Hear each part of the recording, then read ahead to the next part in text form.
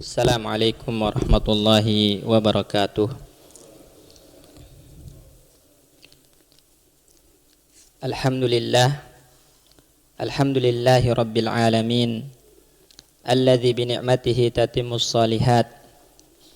Wassalatu wassalamu ala nabiyyina wa rasulina Muhammadin wa ala alihi wa ashabihi wa man sara ala nahjihi ila yaumil qiyamah wa ba'du.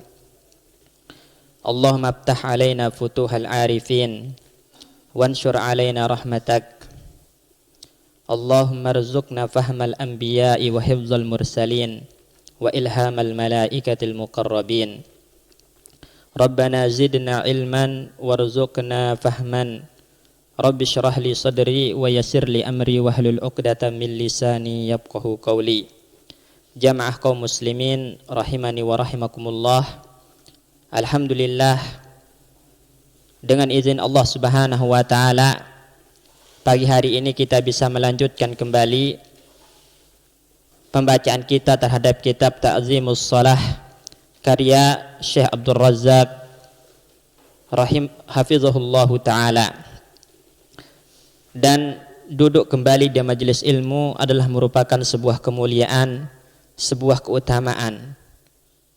Karena Allah Subhanahu wa taala di dalam Al-Qur'an telah menegaskan, yarfa'illahu alladhina amanu minkum walladhina utul ilma darajat. Allah Subhanahu wa taala akan mengangkat derajat orang-orang beriman dan berilmu di antara kalian darajat. Al-Imam Al-Ghazali rahimahullahu taala dalam kitab Ihya Ulumuddin, begitupun disebutkan dalam kitab Mukhtasar Minhajul Qasidin, sebuah athar dari sahabat yang mulia Ibnu Abbas radhiyallahu anhu, perbedaan derajat antara orang berilmu, beriman dengan beriman tapi tidak berilmu itu adalah khamsu mi'ati darajah, 500 derajat. Dan jarak satu derajat ke derajat yang lainnya adalah masiratu khamsimi'ati am, perjalanan 500 tahun. Itu satu derajat ke derajat yang lainnya dikali 500. Masya Allah, jauh berbeda kedudukan dan kemuliaan orang berilmu yang beramal dengan ilmunya dan juga dibarengi dengan iman dibandingkan orang yang beriman tanpa berilmu. Jadi menjadi seorang penuntut ilmu, seorang yang berilmu itu adalah sebuah keutamaan, sebuah kemuliaan di sisi Allah Subhanahu wa taala. Dan insyaallah jamaah sekalian, kita akan masuk judul baru dari kitab Ta'zimus Shalah ini. Judul yang dibawakan oleh Syekh di sini adalah As-Salata As-Salata. Kalau dalam uslub bahasa Arab atau dalam kaidah bahasa Arab ini namanya uslub igra. Ya. Jadi di situ seakan-akan kita diinginkan untuk aqimu as-salata as-salata, tegakkan salat, dirikan salat, jaga salat. Dan judul yang dibawakan oleh Syekh ini sebenarnya potongan dari hadis yang mengandung wasiat terakhir baginda Nabi sallallahu alaihi wasallam menjelang wafat. Ya. Ini yang akan kita baca insyaallah pada pertemuan ini. Berkata di sini muallif hafizahullahu taala wa nafa'ana bihi wa bi ulumihi fid dharain, beliau mengatakan, inna min akbaril masaibi wa ajalliha wa azamiha wa ashaddiha musibatal ummati bi wafatin nabi sallallahu alaihi wasallam.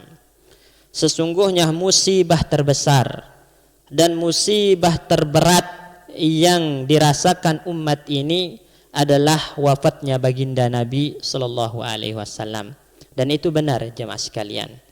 Karena Nabi sallallahu alaihi wasallam dalam hadis yang diriwayatkan oleh Ibnu Majah dan disahihkan oleh Syekh Albani, beliau mengatakan, fa inna ahadan min ummati lan yusaba bi musibatin asyadda alaihi min musibati. Seseorang dari umatku ini tidak akan ditimpa dengan musibah yang lebih besar, yang lebih berat daripada musibah meninggalnya diriku, kata Nabi sallallahu alaihi wasallam. Ya, dan Al-Imam Al-Qurtubi dalam tafsirnya juga mengatakan, shadaqa Rasulullah, sungguh apa yang dikatakan oleh Nabi itu benar. Ya, li'annal musibata bihi a'zam min kulli musibatin yusabu bihil muslim ba'dahu ila yaumil qiyamah. Karena musibah ditinggal wafat oleh Nabi sallallahu alaihi wasallam itu adalah musibah terberat, musibah terbesar yang dirasakan orang-orang muslim sampai hari kiamat. Ya. Dan itu benar jemaah sekalian. Kalau kita baca sejarah, diriwayatkan oleh Imam Tabrani, itu ada seorang wanita pas perang Uhud, seorang wanita, karena pada saat perang Uhud itu ada kabar burung Rasulullah Shallallahu Alaihi Wasallam meninggal di medan perang. Tersebar itu di kota Madinah, membuat kota Madinah gaduh, ya, karena kabar tersebut. Dan ada seorang wanita yang dikabarkan kepadanya, suamimu telah gugur di medan perang, anakmu telah gugur di medan perang, bapak dan saudara-saudaramu gugur di medan perang. Tapi yang ditanya, ma fa'ala Rasul, bagaimana kabar Nabi? Bagaimana kabar Nabi? Yang ditanya kabar Nabi, sedangkan yang dikabarkan kepada dia tentang gugurnya keluarganya. Akhirnya, amamaki, Nabi itu ada di hadapanmu, ya, ada di sana di depan. Dibawa dia ke depan baginda Nabi sallallahu alaihi wasallam, dan wanita itu mengatakan, ya Rasulullah, kullu musibatin ba'daka hayyinun. Semua musibah yang menimpa asalkan kamu masih hidup wahai Rasulullah itu ringan musibahnya. Ringan musibahnya. Ya. Dan hal itu tergambar jamaah kaum muslimin. Bagaimana beratnya ditinggal wafat oleh Nabi itu pada hari itu. Ya, ketika para sahabat itu banyak yang enggak terima tentang wafatnya Nabi sallallahu alaihi wasallam, termasuk Umar bin Khattab radhiyallahu anhu enggak terima kalau Nabi itu dibilang meninggal. Artinya orang yang betul-betul dicintai oleh Umar, orang yang betul-betul diagungkan, dijadikan tauladan meninggal, tentu hatinya enggak terima. Sampai-sampai Umar mengatakan, itu yang mengatakan Nabi meninggal orang-orang munafik itu. Orang-orang munafik sambil ngunus pedang. Nabi sallallahu alaihi wasallam tidak meninggal. Nabi itu lagi pergi ke sisi Rabbnya seperti halnya Musa yang pergi ke sisi Rabbnya, ngilang selama 40 hari dikira meninggal, akhirnya balik. Begitupun Nabi kayak gitu nanti. Kalau Nabi udah balik, nanti saya dengan Nabi akan memotong kaki dan tangan orang-orang yang mengatakan Nabi meninggal. Itu kerasnya Umar, nggak terima kalau Nabi dikatakan meninggal pada saat itu. Ya, untung ada Abu Bakar radhiyallahu anhu. Beliau masuk, ya, ke kamar Aisyah, kemudian menyingkap penutup wajah yang menutupi Nabi dan menciumnya. Kemudian laqad tufiya Rasulullah sallallahu alaihi wasallam telah wafat. Baru keluar Abu Bakar dan Umar masih teriak-teriak. Ya. Abu Bakar mengatakan, ya Umar, ijlis, wahai Umar, duduk Umar. Umar enggan, masih enggak mau. Akhirnya setelah Abu Bakar mulai bersyahadat innal hamdalillah, kemudian asyhadu alla ilaha illallah dan seterusnya, baru pada diam dan mendengarkan Abu Bakar. Abu Bakar mengatakan, fa inna Muhammadan man kana ya'mudu Muhammadan fa inna Muhammadan qad mat. Barang siapa di antara kalian yang menjembah Muhammad, sekarang Nabi Muhammad telah wafat. Wa man kana ya'budullaha fa innallaha hayyun la yamut. Tapi siapa yang menyembah Allah, maka Allah senantiasa maha hidup, tidak akan pernah meninggal, kata Abu Bakar. Kemudian Abu Bakar membacakan sebuah ayat. Wa ma kana Muhammadun, ya, tidaklah Muhammad itu illa rasulun, kecuali seorang rasul. Qad khalat min qablihi rusul, telah berlalu banyak rasul-rasul sebelumnya. Afa in mata au kutil, jika Muhammad meninggal atau terbunuh, inqalabtum ala aqabikum, apakah kalian akan kembali kufur? Maka para sahabat yang mendengar ayat itu mengatakan, ka'anna lam nasma'ha munzu hadzal yaum, seakan-akan kami belum pernah mendengar ayat itu, ya, hanya mendengarnya pada saat saat itu baru mereka sadar, baru mereka nerima kalau Nabi Shallallahu Alaihi Wasallam telah wafat. Ini menunjukkan jamaah kaum muslimin betapa sulitnya, betapa besarnya musibah tersebut. Ya, sampai-sampai sahabat yang dikenal ridho dengan qada Allah, takdir Allah Subhanahu wa taala, pada saat itu sampai ada yang enggak terima, termasuk Umar bin Khattab radhiyallahu anhu. Ya, jadi besar, berat memang musibah ditinggal wafat oleh Nabi sallallahu alaihi wasallam.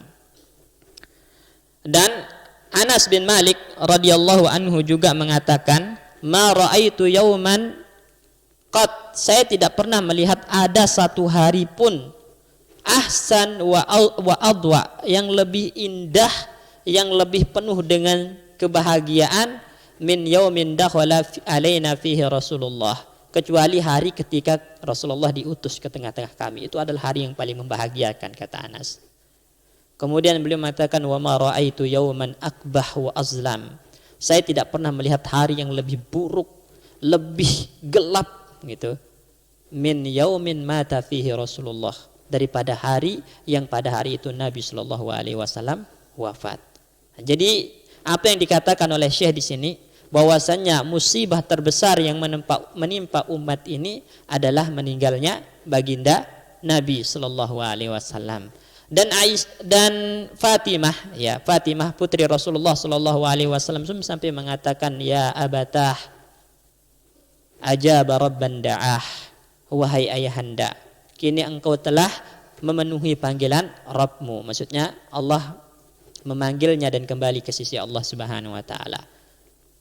Ya abatah man jannatul firdausi ma'wah, wahai ayahanda, sesungguhnya tempatmu adalah surga Firdaus. Ya abatah ila Jibril nan'ah, wahai ayahanda, kami akan kabarkan kematianmu kepada Jibril alaihissalam. Jibril tahu Rasulullah sallallahu alaihi wasallam wafat, tapi yang dimaksud oleh Fatimah di sini adalah ketika Rasulullah sallallahu alaihi wasallam wafat, maka Jibril tidak akan turun lagi membawa wahyu. Sebelumnya sekian tahun Jibril turun membawa wahyu kepada Nabi sallallahu alaihi wasallam. Kemudian setiap Ramadan Jibril turun untuk mudarasah Al-Qur'an dengan Nabi sallallahu alaihi wasallam. Sekarang Nabi telah wafat, telah tiada, maka Jibril tidak akan turun lagi membawa wahyu. Oleh karena itu, kalau ada yang mengklaim dirinya dapat wahyu setelah meninggalnya Rasulullah, dia dusta, bohong, karena Jibril nggak akan turun membawa wahyu setelah meninggalnya Nabi Shallallahu Alaihi Wasallam. Karena banyak yang mengatakan, oh saya dapat wahyu dibawa oleh Jibril dan semacamnya, itu dusta, ya dusta. Semeninggalnya Nabi Shallallahu Alaihi Wasallam, Jibril tidak akan turun dengan membawa wahyu. Adapun dengan selain membawa wahyu, ada kemungkinan bisa aja Jibril turun, tapi kalau membawa wahyu, Jibril tidak akan turun dengan wahyu lagi setelah meninggalnya Nabi Shallallahu Alaihi Wasallam. Ini jadi musibah terbesar itu adalah ditinggal wafat oleh Nabi Shallallahu Alaihi Wasallam. Kenapa? Saya menjelaskan alasannya. Alladzi mannallahu 'alal ummati bi bi'tsihi. Ya. Pertama, karena Rasulullah Shallallahu Alaihi Wasallam itu adalah karunia Allah. Diutusnya Nabi itu adalah karunia Allah Subhanahu Wa Taala. Nikmat bagi Allah, nikmat bagi umat ini dari Allah Subhanahu Wa Taala. Ya, wa ma arsalnaka illa rahmatan lil alamin. Tidaklah kami mengutusmu wahai Muhammad kecuali sebagai rahmat untuk umat ini. Nah, diangkatnya nikmat, diangkatnya rahmat itu musibah. Ya, ini yang pertama. Kemudian yang kedua, kenapa? Wa kana dalilahum ilal jannati, karena Nabi itu akan menjadi pembimbing menuju surga. Ya, pembimbing menuju segala keutamaan, segala kebaikan. Ya, dan diangkatnya pembimbing itu adalah sebuah musibah. Ya, Syekh membawakan ayat di sini, laqad kana lakum fi rasulillahi uswatun hasanatun liman kana yarjullaha wal yawmal akhir wa dzakarallaha katsira. Sungguh dalam diri Muhammad, diri Rasulullah itu ada tauladan yang baik bagi kalian yang menginginkan atau yang berharap berjumpa dengan Allah Subhanahu wa taala, ya, ada tauladan yang baik. Artinya apa jamaah kaum muslimin? Nabi Shallallahu alaihi wasallam itu adalah tauladan. Tauladan yang menjadi panutan, yang menjadi idola, dan yang menjadi orang yang harus kita cintai melebihi kecintaan kita kepada apapun. Dan ketika tauladan kita, ketika orang yang benar-benar kita cintai melebihi kecintaan kita kepada apapun dipanggil oleh Allah Subhanahu wa taala, maka itu adalah sebuah kesedihan yang mendalam. Oleh karena itu, tahun wafatnya Nabi itu dikenal dengan Amul Huzni, tahun yang penuh dengan kesedihan, ya. Wa fi hadzal hadasil azimi ibran katsiratun wa durusun wafirah. Di dalam hadis tentang kejadian wafatnya Nabi Shallallahu alaihi wasallam ini ada pelajaran yang banyak, ya. Yang bagi an-naqifa indaha, yang wajib untuk kita atau yang selayaknya kita ambil pelajaran, yang selayaknya kita renungi. Wa min a'zami dzalika, pelajaran terbesarnya kata Syekh adalah ma yata'allaqu bi sya'nis shalah, hal yang terhubung terkait dengan perkara salat. Ini wa bayani makanatiha, dan kedudukan salat di dalam syariat ini. Itu pelajaran terbesarnya ketika wafatnya Nabi sallallahu alaihi wasallam. Pelajaran terbesar adalah hal yang terkait dengan keagungan dan kedudukan salat, ya. Beliau membawakan kisahnya, laqad kanat akhir salatin shallaha nabiyyuna alaihi salatu wassalam bil mu'minin salatuz zuhri min yaumil khamis. Salat terakhir yang dilakukan oleh Nabi sallallahu alaihi wasallam berjamaah dengan para sahabatnya itu adalah salat zuhur pada hari Kamis. Itu salat terakhir Nabi secara berjamaah, salat zuhur pada hari Kamis. Summa innahu ishtadda bihil waja'u. Nah, setelah itu Nabi sakit keras, sakit parah, dan termasuk sakit yang dirasakan oleh Nabi Shallallahu alaihi wasallam itu adalah sisa-sisa racun yang diberikan oleh seorang wanita Yahudi. Itu masih terasa rasa sakitnya pada saat itu, dan benar-benar keras sakit Nabi Shallallahu alaihi wasallam. Bahkan dalam sejarah disebutkan berapa kali Rasulullah pingsan karena sakit tersebut waktu itu, jemaah sekalian. Ya. Fabaqiya ayyaman salasatan la yatamakkanu minal khuruji ila sholati min syiddatil waja'i. Ya, jadi 3 hari Nabi enggak bisa keluar sholat jamaah karena kerasnya sakit yang dirasakan oleh Nabi, karena beratnya sakit yang dirasakan oleh Nabi. Berarti hari Jumat, Sabtu, Ahad. Itu 3 hari.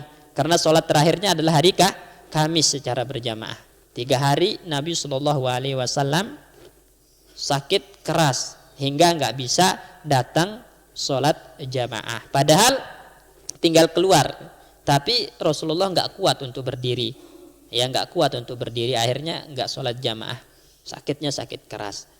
Dan yang menggantikan Nabi Shallallahu alaihi wasallam pada saat itu untuk mengimami manusia, mengimami para sahabat adalah Abu Bakar As-Siddiq, dan itu dengan perintah dari Nabi. Fal ya'mur Abu Bakrin liya'umman nas, perintahkan Abu Bakar untuk mengimami orang salat, ya. Nabi enggak mau yang lain, ya. Ada sahabat yang mengatakan, ya Rasulullah, Abu Bakar itu adalah orang yang hatinya lembut, ya. Setiap kali membaca ayat-ayat ancaman tentang neraka nangis, ya Rasulullah, kapan kelar sholatnya, gitu kan. Nah, tapi nggak mau. Tuh Abu Bakar, suruh Abu Bakar jadi imam. Ya, Nabi tetap memerintahkan Abu Bakar yang gantiin jadi imam. Dan ini kata para ulama isyarat bahwasanya pengganti Nabi yang harus menjadi khalifah pertama sepeninggal Nabi itu adalah Abu Bakar. Nasson, ini nas katanya para ulama bahwasanya yang harus jadi khalifah setelah Nabi adalah Abu Bakar. Dan juga dengan kesepakatan kaum muslimin, kesepakatan para sahabat waktu itu, Abu Bakar menjadi khalifah pertama setelah Rasulullah Shallallahu alaihi wasallam wafat, ya. Ya, ini. Dan Khulafaur Rasyidin, ya, itu adalah yang tampuk kehilafaannya itu diangkatnya di kota Madinah. Itu yang dikenal dengan Khulafaur Rasyidin atau khulafaun nubuwah. Khilafatun nubuwah itu adalah khilafah yang tampuk kekuasaannya itu diangkat di kota Madinah. Kalau di luarnya maka itu bukan khilafah lagi tapi muluk nanti, ya. Ini. Wa fi fajri yaumil itsnain, dan pada subuh hari di hari Senin, ya, karena tadi sakitnya hari Kamis, ya, kemudian parahnya nggak bisa sholat nggak bisa sholat jamaah hari Jumat, Sabtu, Ahad, ya.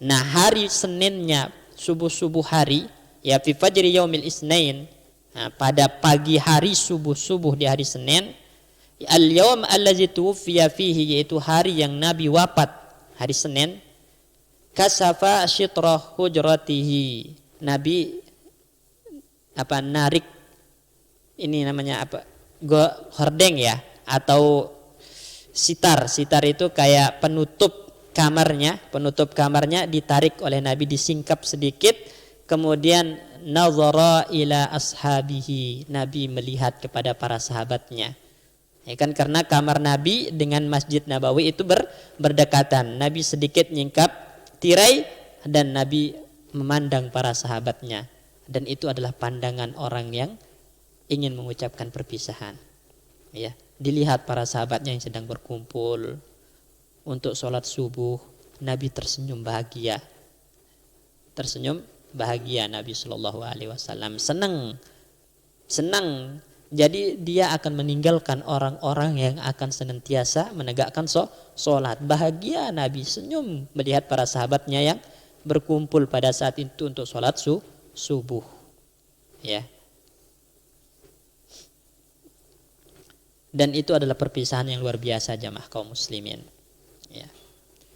Sampai Abu Bakar radhiyallahu anhu itu mundur, dikira Nabi akan keluar jadi imam, tapi Nabi memberikan isyarat tetap wahai Abu Bakar, tetap jadi imam, karena Nabi nggak bisa keluar. Nabi cuman ingin melihat para sahabatnya untuk terakhir kali mereka berkumpul untuk sholat berjamaah, sholat subuh.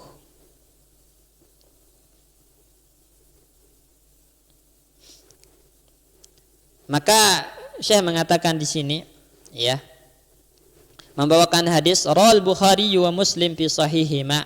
Al-Imam Al-Bukhari dan Muslim meriwayatkan dalam sahihnya an Anas bin Malik radhiyallahu anhu, dari Anas ibnu Malik, anna Abu Bakrin kana yusalli lahum fi waja'in Nabi sallallahu alaihi wasallam, bahwasanya Abu Bakar itu menjadi imam salat bagi mereka ketika Nabi sallallahu alaihi wasallam sakit parah, yang mana sakit itulah yang menyebabkan atau faktor wafatnya Nabi sallallahu alaihi wasallam.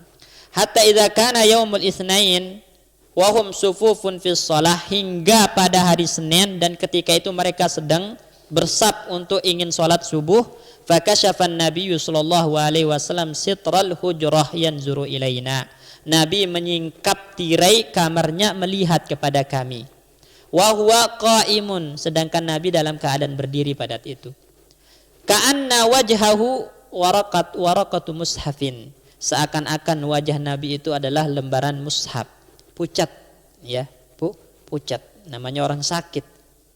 Summa tabassama yadhaku, kemudian Nabi tersenyum tertawa melihat para sahabatnya yang bersop rapat ingin sholat subuh berjamaah. Coba bayangkan jamaah kaum muslimin, dilihat untuk terakhir kali oleh orang yang kita cintai, orang yang kita agungkan, muliakan, dan itu adalah pandangan perpisahan.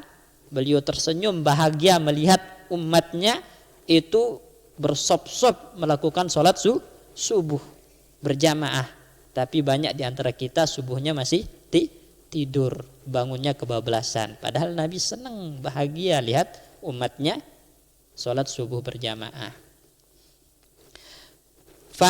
Fahamamna an nabtatina minal farahi bi ru'yatin Nabi sallallahu alaihi wasallam, kata para sahabat, kami hampir-hampir itu an-nabtatina, maksudnya kami hampir-hampir teriak kegirangan, gitu loh. Jadi kami hampir-hampir teriak kegirangan karena melihat Nabi Shallallahu Alaihi Wasallam mau keluar nyingkap tirai, gitu.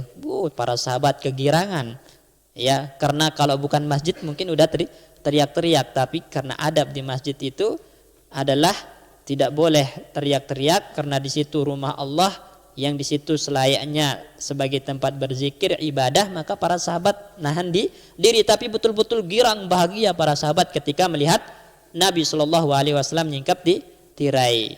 Fanakasa Abu Bakrin ala akibaihi liyasila ila shaf. Abu Bakar mundur perlahan-perlahan supaya ke saf pertama, karena dikira Nabi akan keluar mengimami sholat subuh, tapi Nabi asyara ilaina, Nabi memberikan isyarat kepada kami, an atimmu sholatakum, sempurnakan sholat kalian, udah lanjutkan. Bahwasanya beliau tidak akan bisa ke situ jadi imam. Wa arhas sitra, Nabi terus menutup tirainya lagi, dan itu adalah terakhir kalinya Nabi melihat para sahabatnya sholat berjamaah. Ini hadis diriwayatkan oleh Imam Bukhari dan Muslim. Saya mengatakan lina ta'ammal mutta'izina wa mu'tabirin. Coba mari kita renungi, ambil pelajaran, ambil kajian, kata Syekh. Faha huwa nabiyuna yanzuru ila ummatihi fil masjidi nazrata wada'. Inilah nabi kita, orang yang kita agungkan, orang yang kita muliakan, melihat kepada umatnya di masjid dengan pandangan dan tatapan perpisahan. Yanzuru nazratan hiya qurratu ainin lahu. Nabi Shallallahu Alaihi Wasallam melihat para sahabatnya yang sedang berkumpul berjamaah untuk sholat subuh, dan itu menjadi penyejuk pandangan bagi Nabi.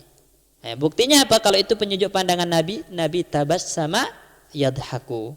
Nabi tersenyum dan tertawa, senang melihat para sahabatnya berkumpul sholat jamaah. Ya, kalau kita benar-benar cinta sama Nabi, jamaah kaum muslimin, tentu kita akan berusaha untuk melakukan apa yang disenangi dan disukai Nabi. Dan Nabi senang umatnya itu sholat berjamaah, terutama sholat subuh. Ya, ketika pada saat itu semua orang tidur dalam lelapnya, ya, nah ada orang-orang yang bangun kemudian datang ke masjid, sholat berjamaah, itu sangat disukai dan disenangi oleh Nabi Shallallahu Alaihi Wasallam, dan itu bukti cinta terbesar kita kepada Nabi Shallallahu Alaihi Wasallam. Enggak usah jauh-jauh lah jamaah kaum muslimin. Ya, kalau memang kita cinta sama Nabi, ya Nabi itu suka sama siwak. Ya, suka sama siwak. Salah satu pelajaran dari wafatnya Nabi, ketika itu Nabi Shallallahu Alaihi Wasallam sedang sakit keras. Ini sedang sakit keras. Kemudian ada seorang sahabat yang datang menjenguk Nabi Shallallahu Alaihi Wasallam sambil bersiwak, dan itu dilihat oleh Nabi Shallallahu Alaihi Wasallam sampai Nabi telan air liur. Artinya Nabi kepingin sekali bersiwak. Ya, pada saat itu Aisyah radhiyallahu anha yang tahu itu langsung diambil siwak tersebut, dibersihkan, kemudian dilembutkan, baru dikasih Nabi. Nabi senang setelah itu, senang. Jadi hal yang disukai Nabi Shallallahu Alaihi Wasallam udah mulai ditinggalkan oleh kita sekarang, itu adalah siwak. Dan siwak itu kata para ulama bil'ud, dengan kayu, ya, kayu.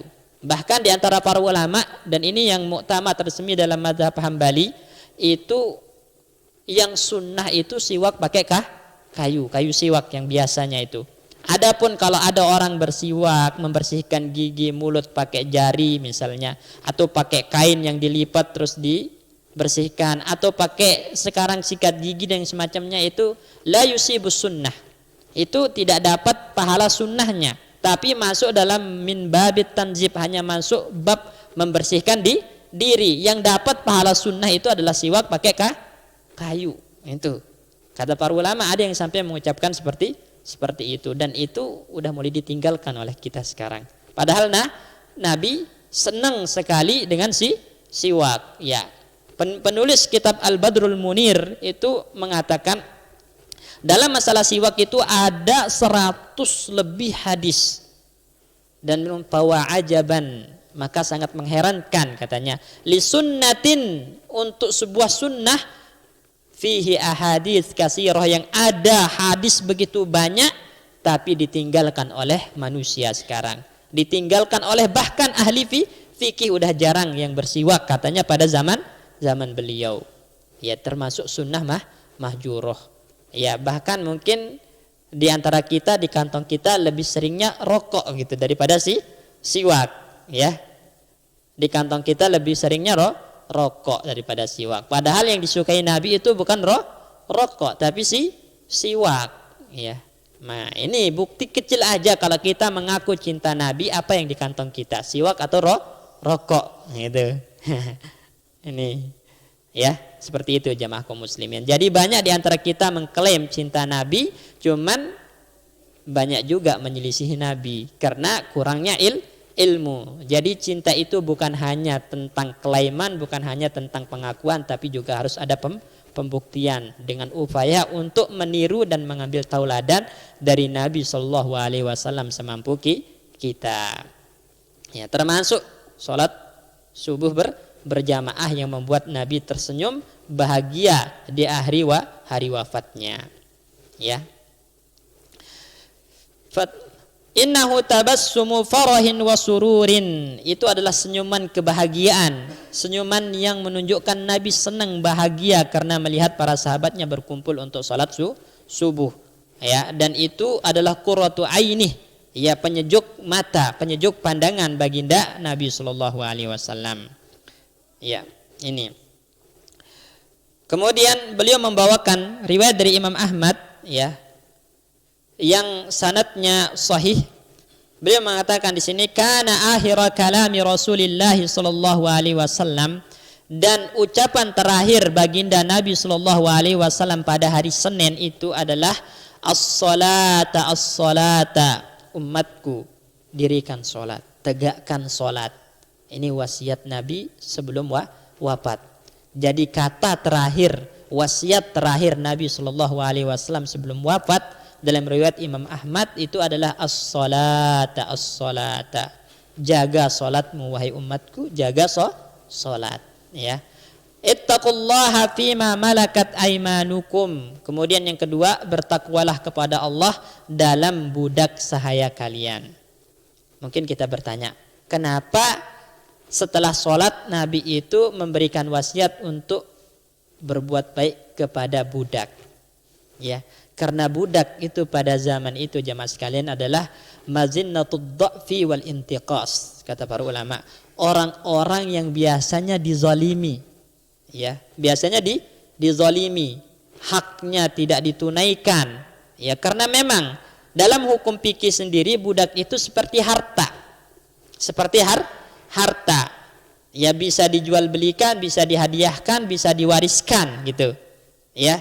Dia enggak berhak untuk punya harta karena dia adalah harta. Jadi banyak orang-orang zalim itu memperlakukan budak seperti binatang, ya.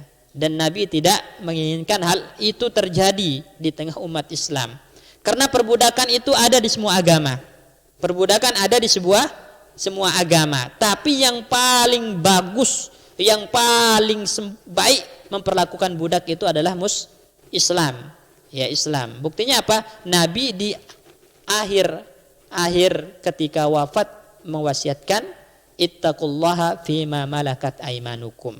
Bertakwalah kalian tentang budak sahaya kalian. Jangan dizalimi, jangan diabaikan, ya.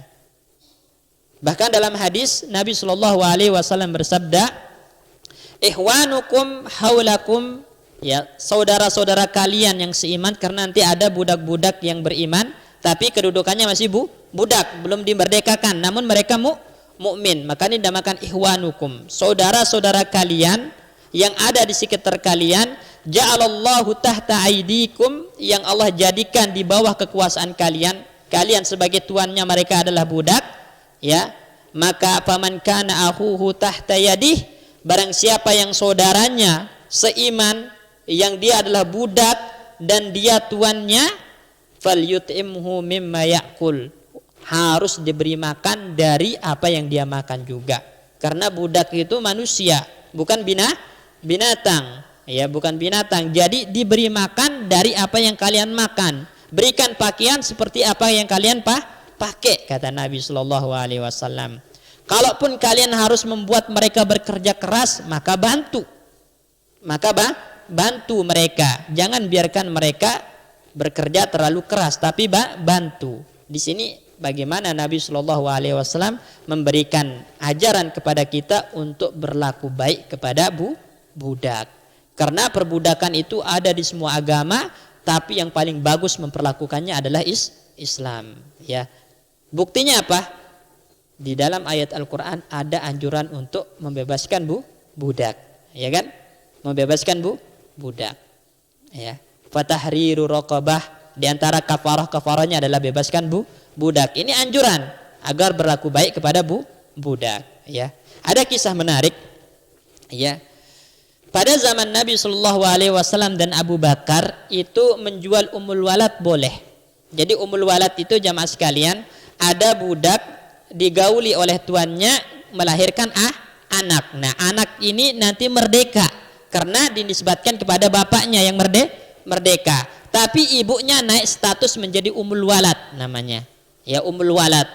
Ya, apa makna dari ummul walad ini? Statusnya apa maknanya? Artinya kalau nanti tuannya meninggal maka otomatis dia merdeka. Nah, itu namanya ummul walad. Tapi karena ummul walad itu masih budak, boleh dijual belikan. Pada zaman Nabi boleh dijual, pada zaman Abu Bakar boleh dijual. Namun pada zaman Umar, politiknya Umar, enggak boleh ada yang jual ummul walad. Kata Umar, enggak boleh. Kenapa? Karena banyak yang sengaja supaya wah nanti kalau saya mati bebas dong dia gitu kan. Rugi gitu. Akhirnya dijual sebelum dia mati. Umar enggak suka. Membuat peraturan enggak ada yang boleh menjual ummul walad, kata Umar. Dan itu disetujui oleh para sahabat, enggak ada yang mengingkarinya. Ya.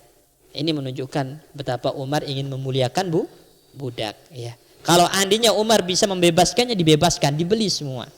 Ya, tapi karena Umar nggak bisa, maka membuat peraturan politiknya nggak ada yang boleh jual ummul walad.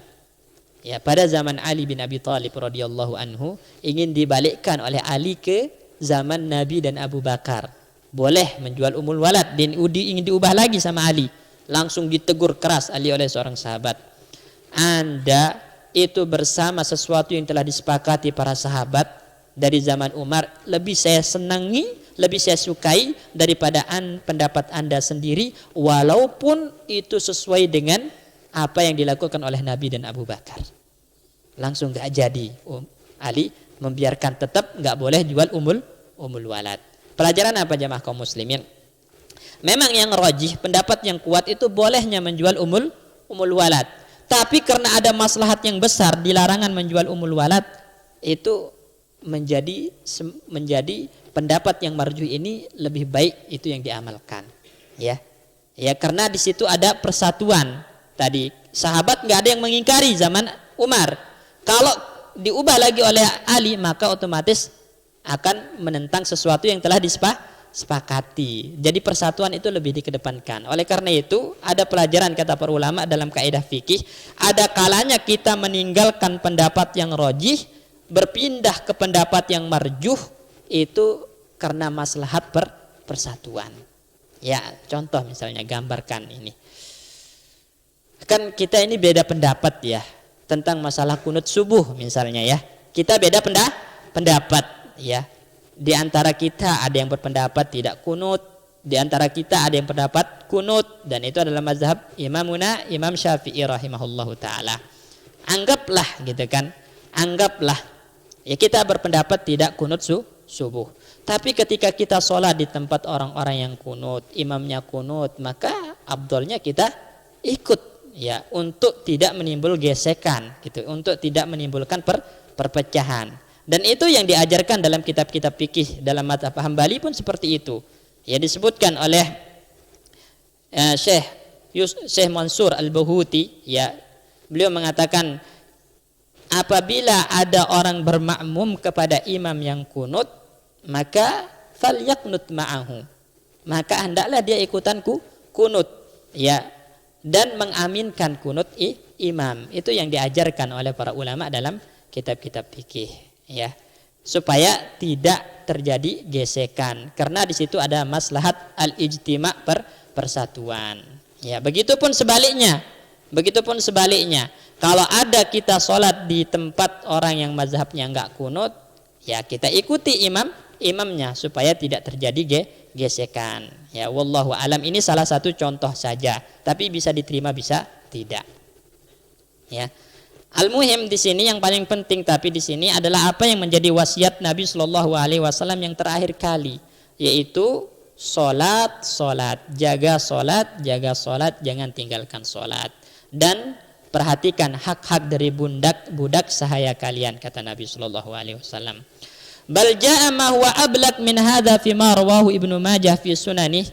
Bahkan ada hadis yang lebih dalam lagi terkait hal ini dalam Sunan Ibnu Majah, bisanadin sabitin an Anasin, dengan sanad yang sahih dari Anas bin Malik radhiyallahu anhu. Beliau berkata, kanat ammatu wasiyati Rasulillah sallallahu alaihi wasallam, ya umumnya ya atau kumpulan dari wasiat Nabi sallallahu alaihi wasallam, hina hadaratul wafatu, tatkala Nabi sallallahu alaihi wasallam wafat, wa huwa yugharghiru bi nafsihi, yaitu ketika Nabi ruhnya dicabut, ya sedang sakaratul maut, maksudnya itu Nabi Shallallahu alaihi wasallam sempat-sempatnya mengucapkan as-shalah wa ma malakat aimanukum. Tuh. Nabi lagi sakaratul maut, ruh sedang dicabut oleh malaikat, tapi sempat-sempatnya Nabi mengatakan as-shalah wa ma malakat aimanukum. Salat, jaga salat kalian dan berbuat baik kepada hamba sahaya kalian. Ya. Coba bayangkan jemaah kaum muslimin, bagaimana menunjukkan betapa pentingnya salat ini. Nabi ketika sakaratul maut aja enggak lupa mewasiatkan kepada kita untuk salat. Karena Nabi tahu akan ada nanti orang-orang yang akan mengabaikan salat. Oleh karena itu Nabi jadikan wasiat terakhirnya itu adalah menjaga salat. Ya. Betapa banyak di antara kita tetangganya enggak sholat, betapa banyak di antara kita saudaranya enggak sholat, ya. Sedangkan wasiat baginda Nabi Shallallahu alaihi wasallam sebelum wafat adalah as-shalah. Bahkan ketika sakaratul maut, as-shalah. Jadi ini jadi pelajaran jamaah sekalian. Kalau punya tetangga, punya kerabat, punya teman enggak sholat, diingatkan. Itu wasiat terakhir Nabi loh, sholat. Ngaku sebagai muslim, ngaku sebagai umat Muhammad, tapi nggak berusaha untuk menjalankan wasiat Nabi Shallallahu alaihi wasallam. Umat macam apa kayak gitu? Ya, umat macam apa? Diwasiatkan oleh Nabi sakaratul maut masih sempat-sempatnya mengucapkan as-shalah untuk kita, terus kita ngaku umat Muhammad tapi nggak sholat. Ngaku sebagai muslim tapi nggak sholat. Muslim macam apa yang seperti itu? Ya, nggak ada muslim yang benar-benar muslim nggak sholat. Adanya muslim KTP kalau enggak sholat. Artinya KTP-nya doang yang tulisannya Islam. Ya, makanya para ulama ada yang mengatakan tarikus sholah kufrun. Orang yang meninggalkan sholat itu dihukumi kafir. Ya, walaupun ada khilaf sebenarnya, ada perselisihan. Jika dia mengingkari wajib sholat, sepakat kafir. Kalau dia mengingkari wajibnya sholat, ya kafir dengan kesepakatan para ulama. Tapi kalau dia enggak sholat karena malas, maka ada khilaf, ya, ada khilaf. Dalam mazhab Syafi'i dia tetap dihukumi muslim tapi yuktal, ya, hukumannya dibunuh, haddan, sebagai hukum had. Ya, jadi ada orang nggak sholat karena malas, dibawa ke depan qadhi, dibawa ke badan hakim. Ini nggak sholat, kenapa nggak sholat? Malas. Ya, disuruh sholat nggak mau, malas, dibunuh, hukumnya haddan, sebagai hukum had. Itu dalam mazhab Imam Syafi'i. Dan dalam mazhab Syafi'i sendiri, dalam kitab Safinatun Najah disebutkan, di antara hayawan yang ghairu muhtaram, makhluk hidup yang tidak layak dihormati, tidak pantas dihormati, itu adalah tarikus shalah, orang yang enggak sholat. Itu enggak punya kehormatan sama sekali, enggak pantas untuk dihormati. Ya, bahkan di antara para ulama ada yang mengatakan seandainya ada makanan, lebih baik ngasih makan binatang ternak daripada kasih makan orang nggak sholat. Kenapa? Karena binatang ternak itu masih bertasbih sama Allah, berzikir sama Allah. Ini orang nggak sholat, ya. Dan mazhab para ulama yang lain, dan ini insya Allah yang kuat, orang yang meninggalkan sholat, mau dia malas, ya, ataupun tidak, kalau dia meninggalkan sholat, maka hukumnya kufur. Dia telah keluar dari Islam. Ya, dan itu banyak dalilnya. Misalnya hadis Ubadah ibnu Samit radhiyallahu anhu. Beliau mengatakan ausana Rasulullah sallallahu alaihi wasallam. Nabi mewasiatkan kepada kami alla natrukas shalah, jangan sampai kami meninggalkan salat. Ya, faman tarakaha muta'ammidan, barang siapa yang meninggalkan salat secara sengaja faqad kharajat minal millah, dia telah keluar dari agamanya, dia telah meninggalkan agamanya. Ya, al-ahdu bainana wa bainahum as-shalah faman tarakaha faqad kafar, kata Nabi. Perbedaan kita dengan orang kafir itu adalah di salat. Barang siapa yang meninggalkan salat maka dia telah kufur. Nah, ini. Ya, jadi penting ini jamaah sekalian untuk memperhatikan wasiat Nabi ini. Jangan sampai kita menjadi orang yang mengaku umatnya Muhammad, mengaku muslim tapi tidak berusaha untuk menjalankan sebaik mungkin apa yang menjadi wasiat terakhir baginda Nabi sallallahu alaihi wasallam.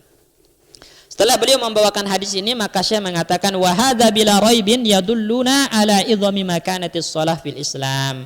Dan hadis ini tanpa diragukan lagi menunjukkan kepada kita tentang agungnya kedudukan salat di dalam Islam. Wa idhami inayati nabiyina alaihi salatu wasalam biha, dan bagaimana besarnya perhatian Nabi kita tentang salat ini, ya. Besarnya perhatian Nabi tentang salat ini. Buktinya Nabi sakaratul maut sempat-sempatnya memberikan wasiat as-shalah, as-shalah. Ya. Yang muda juga, ya. Jangan hanya ketika tua nanti salat. Masalahnya belum kita tahu tua sampai apa enggak gitu kan. Banyak di antara kita ini yang muda ini enggak salat, malas gitu. Malas nanti aja kalau udah tua baru salat katanya. Masalahnya antum tahu enggak usia antum sampai tua gitu? Ya, kita nggak tahu. Orang menyangka taubat itu nanti kalau udah tua, kalau masih muda ya masih bisa semaunya. Ya, padahal masa muda itu adalah masa-masa keemasan, masa yang tidak akan terulang kembali, dan masa yang istimewa, artinya pertanggungjawabannya lebih besar di sisi Allah Subhanahu Wa Taala. Ya, karena Allah Subhanahu Wa Taala menciptakan kita itu min dha'fin, dalam keadaan lemah, yaitu masa kecil. Kemudian wa ja'ala min ba'di dha'fin quwwah, setelah masa lemah itu ada masa kuat, yaitu masa muda. Wa min ba'di quwwatin dha'fan wa syaiba, setelah masa kuat itu ada masa lemah lagi, tua, beruban. Ya, artinya muda itu masa istimewa, masa yang penuh dengan kekuatan, energi, dan masa itu menjadi pertanggungjawaban yang besar di sisi Allah Subhanahu Wa Taala. Untuk apa kita habiskan? Oleh karena itu dalam hadis la tazulu qadamu 'abdin yaumal qiyamah hatta yus'al an arba'in. Tidak akan bergeser kaki seorang hamba kelak pada hari kiamat hingga ditanya tentang 4 hal. Tentang apa? Pertama, an syababihi fima ablah, tentang masa mudanya untuk apa dihabiskan. Ya. Untuk apa? Untuk ketaatan, untuk maksiat, untuk hal yang sia-sia. Ya.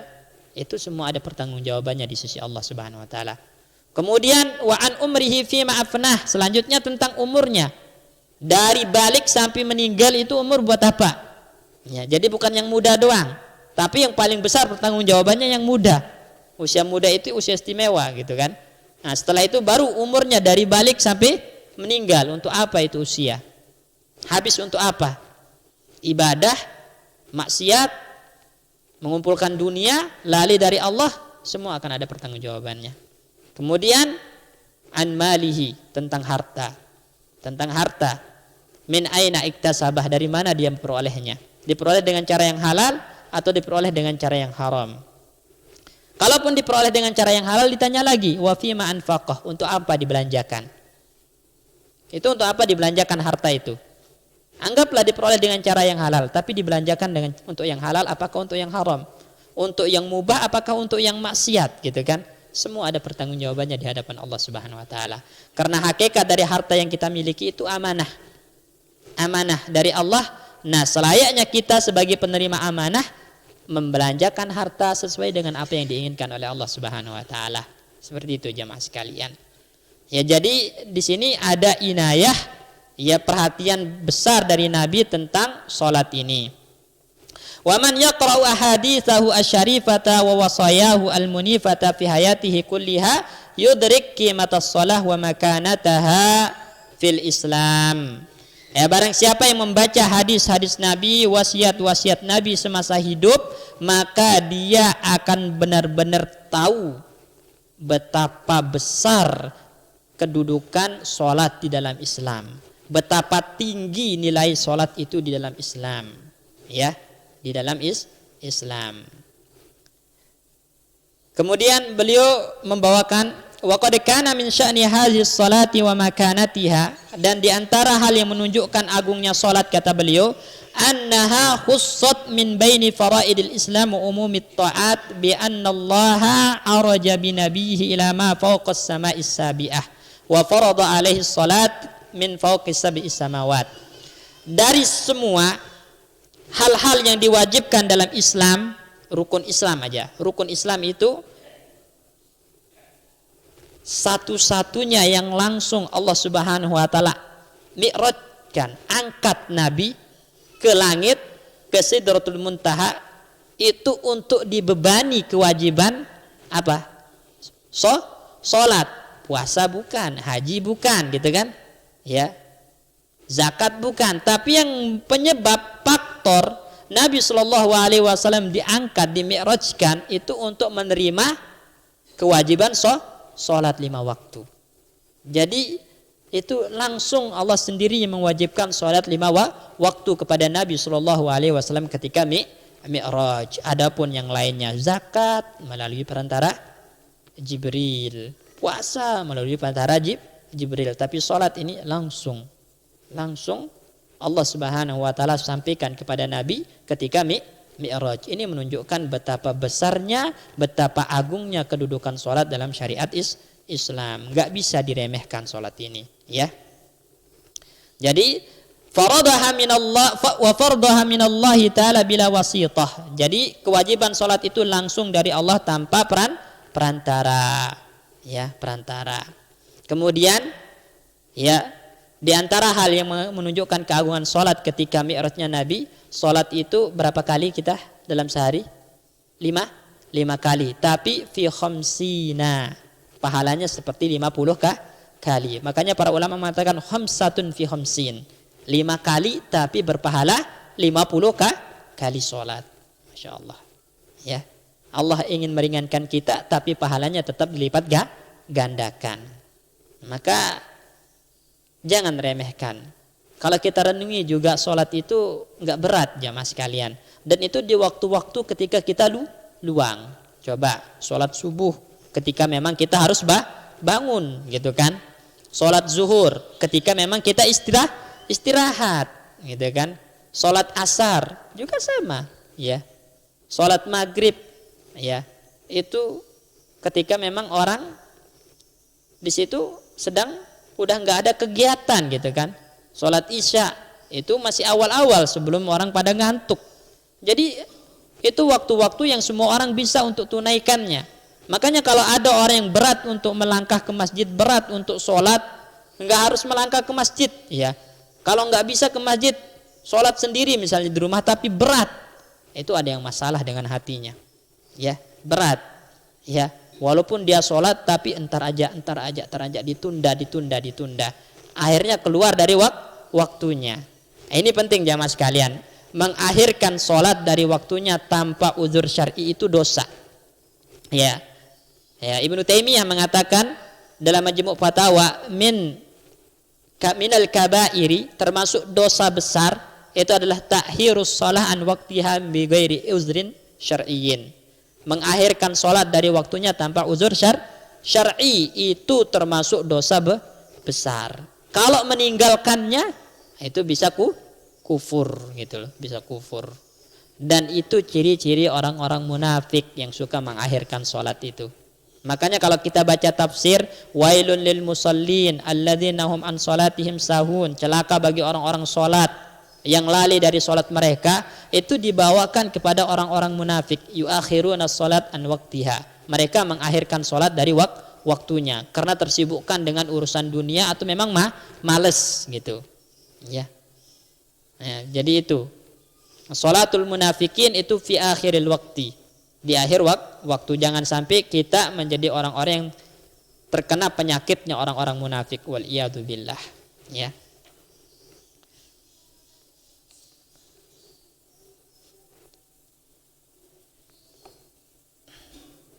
Kemudian Syekh mengatakan di sini, fa ya ayyuhal muhibbuna lin nabi, wahai orang-orang yang mengaku cinta Nabi sallallahu alaihi wasallam, ya.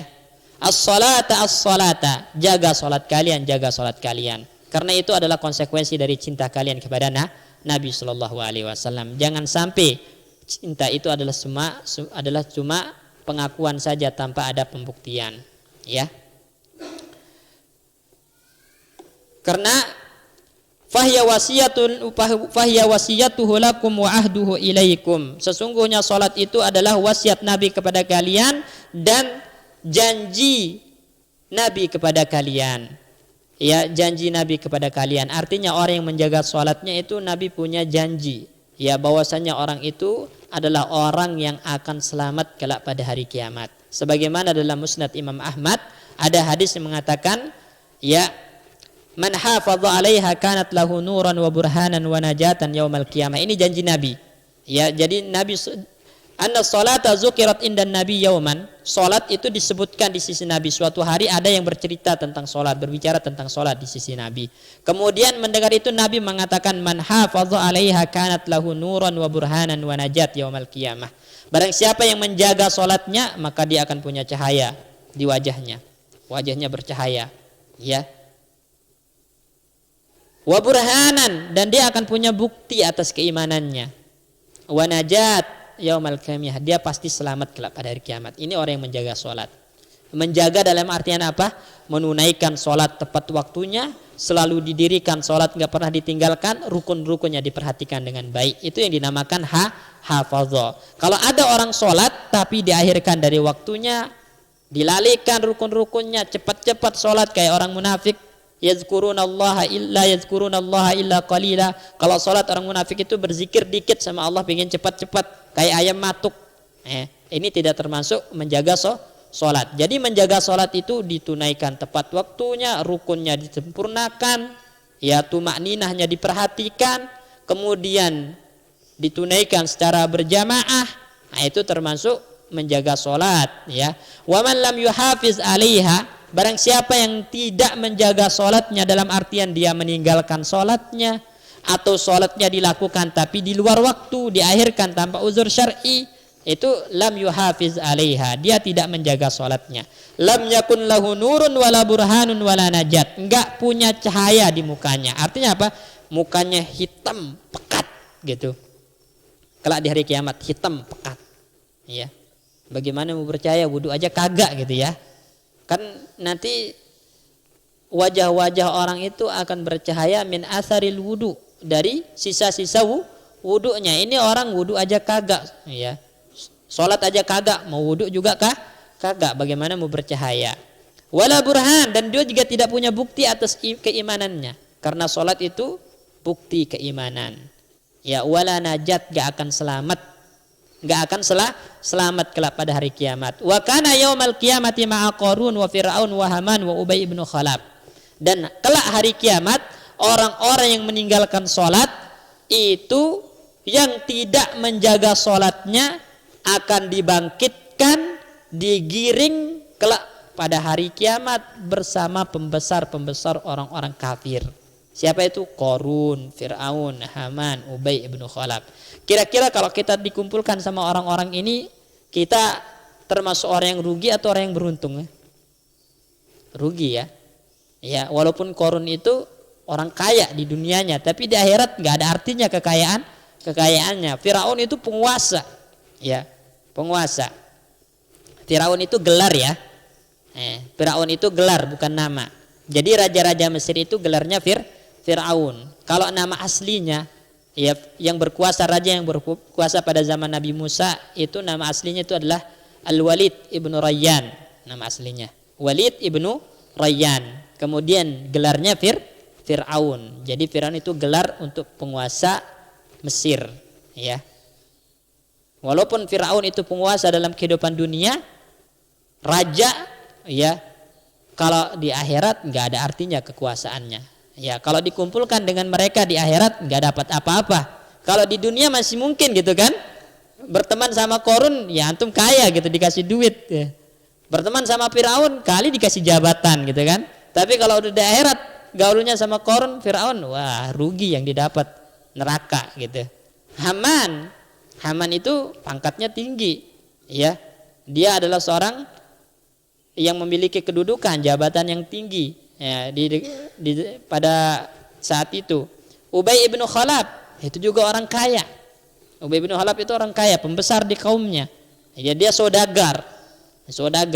Tapi nggak ada untungnya kalau dikumpulkan sama orang-orang ini di akhirat. Yang ada adalah kerugian karena mereka sonadid al-kufri, pembesar orang-orang kafir, dan orang kafir di akhirat tempatnya di neraka. Jadi orang yang meninggalkan sholat kalau dikumpulkan sama orang-orang semacam ini udah ketahuan ujungnya, udah ketahuan tempatnya neraka. Wal iyadzubillah. Kita berlindung kepada Allah Subhanahu wa taala supaya tidak termasuk dari orang-orang yang dikumpulkan sama pembesar-pembesar orang-orang kafir ini, ya. Oh, karena udah hampir jam 6, mungkin kita cukupkan sampai sini jamaah sekalian, ya. Insya Allah kita lanjutkan nanti ke hadis selanjutnya, baru nanti akan masuk ke judul baru dengan izin Allah Subhanahu wa taala. Kita tutup dengan doa kafaratul majlis. Assalamualaikum warahmatullahi wabarakatuh.